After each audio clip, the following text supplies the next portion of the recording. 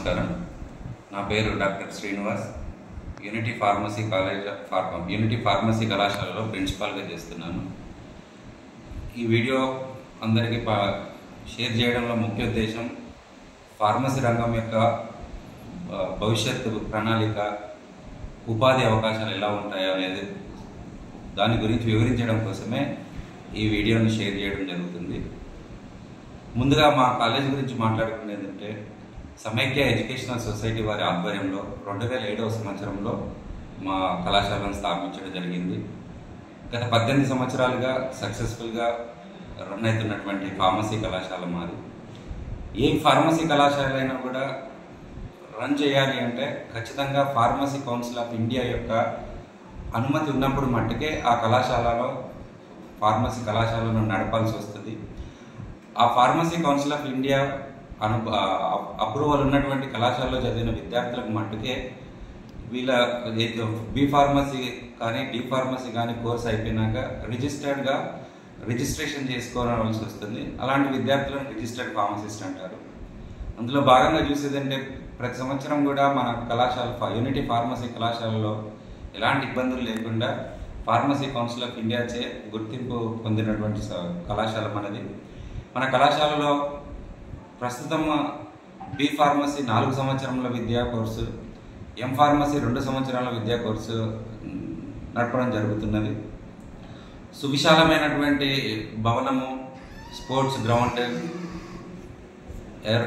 6000 పుస్తకాలు ఉన్నటువంటి లైబ్రరీ, విశాలమైనటువంటి ల్యాబొరేటరీస్ కలిగినటువంటి సంస్థ మనది. అలాగే దీంతోపాటు మన సంస్థలో దాదాపుగా ఉన్నటువంటి ఉపాధ్యాయులందరూ కూడా ఎక్స్పీరియన్స్డ్ ఫ్యాకల్టీయే. సో తల్లిదండ్రులకు చెప్పేది ఏంటి అంటే మన పిల్లలు చదువుకున్నాక వాళ్ళ కాళ్ళ మీద వాళ్ళు నిలబడితేనే మన తల్లిదండ్రులుగా మనకు ఒక సంతోషం కలుగుతుంది.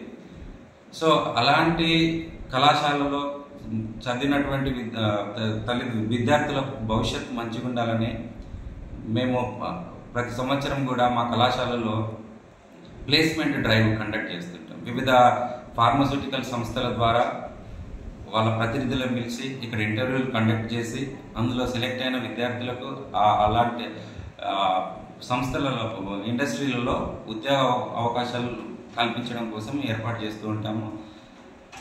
నిన్న రీసెంట్గా జరిగినది చూసుకునేదంటే నిన్న అంటే గురువారం 19 జూన్ నాడు నిన్న మా ఫార్మసీ కళాశాలలో ఎంఎస్ఎన్ ల్యాబొరేటరీస్, దాదాపుగా తెలంగాణలో పెద్ద ఇండస్ట్రీ సంస్థ, వాళ్ళకు ఇంచుమించు 57 యూనిట్స్ ఉన్నాయి తెలంగాణ మొత్తంలో.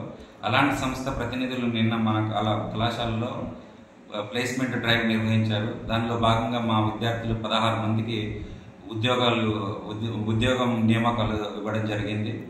కాబట్టి తల్లిదండ్రులను కోరుకునేది ఏంటి అంటే మీరు ఒకసారి మీ పిల్లలను ఫార్మసీ విద్య కనుక సెలెక్ట్ చేసుకునేది ఉంటే ఆ కళాశాల యొక్క వసతులన్నీ చూడండి, కళాశాల ఫ్యాకల్టీ చూడండి, కళాశాలలో ఉన్నటువంటి బిల్డింగ్ క్లాస్ రూమ్స్ కానీ, ల్యాబొరేటరీ కానీ, లైబ్రరీ కానీ అన్నీ చూసుకోండి.